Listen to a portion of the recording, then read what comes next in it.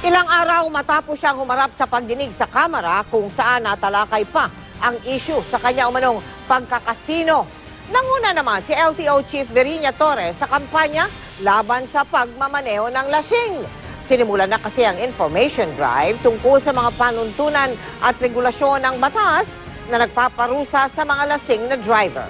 Nakiisa rin sa kampanya ang ilang miyembro ng PNP Traffic, MMDA at ilang transport group. Sinabi ni Torres na magkakaroon ng public bidding para sa mga bagong breathalyzers na gagamitin sa mga sisitahing driver. Tiniyak din ni Torres na babantayan nila ang batas para hindi maabuso ng mga tiwaling opisyal. Bago magsimula ang aktibidad, nagsabi si Torres na tanging mga tanong lang tungkol sa kampanya kontra drunk driving ang kanyang sasagutin.